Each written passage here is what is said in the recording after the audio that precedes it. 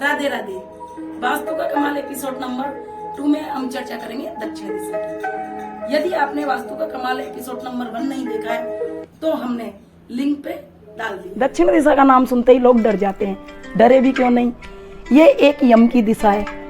इससे लोगों को इतना भय बैठा हुआ है कि दक्षिण दिशा का मकान बिल्कुल अशुभ होता है, पर ऐसा नहीं है। साउथ दिशा बहुत शुभ होती है। हमारे इंडिया का भी साउथ संपन्न है। बॉम्बे में भी आप देखिए साउथ एरिया सुदृढ़ है। यदि दक्षिण दिशा के मकान सही वास्तु के आधार पर बनाए जाए तो आप यकीन जानिए यही मकान आपको ऊंचाइयों पर लेके जाएगा। यह मकान ऊंचाइयों पर कैसे लेके जा सकता है तो आपने देखा होगा भगवान विष्णु का जो सिर है वो उत्तर दिशा में होता है और लक्ष्मी जी कहाँ बैठती है? हमेशा भगवान के चरणों में। तो लक्ष्मी जी का वास दक्षिण दिशा में। इसलिए अगर इसकी वास्तु सही है, साथ में इसमें मंगल देव का भी वास है, जहाँ लक्ष्मी जी और मंगल कार्य मिल जाए, हाँ वो तो ऊंचाई पे जाना ही जाना है। दक्षिण मुखी मकान बनाते समय हमें क्या क्या गलतियां नहीं करनी चाहिए।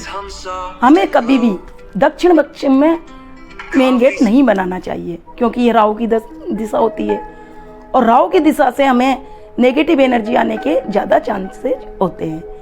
हमेशा अपना मेन गेट आग्नेय कोण में ही बनाना चाहिए।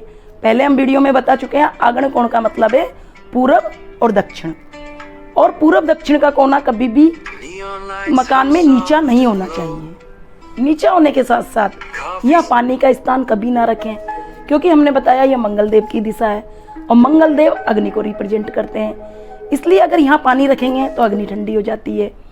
पानी का वाटर टैंक ना बनवाएं, कुआं ना बनवाएं या किसी भी प्रकार का फाउंटेन ना रखें। ये तो बात हुई मकान की। अब हम बात करते हैं फ्लैट की, क्योंकि आज के परिवेश में ज़्यादातर लोग फ्लैट में ही निवास करते हैं। बड़ी बड़ी सिटियों में तो फ्लैट ही मिलते हैं।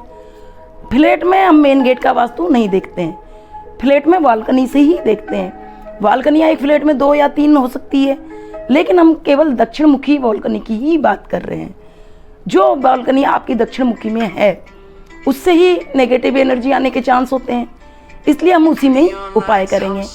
अब हम दक्षिण मुखी मकान या फ्लैट के उपाय की बात करते हैं।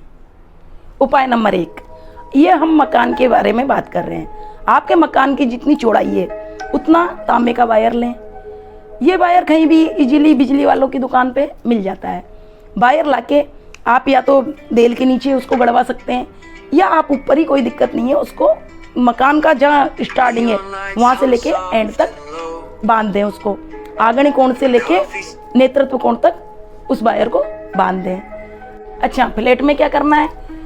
फ्लैट में भी आपको जो दक्षिण मुखी बालकनी है उसके बराबर का वायर लेना है और इस छोर से उस छोर तक उसको लगा देना है। अभी आपकी इच्छा है, आप गड़वाना चाहें, दबाना चाहें, अगर दिख भी रहा है तो उससे कोई दिक्कत नहीं है, आप उसे लगा दें।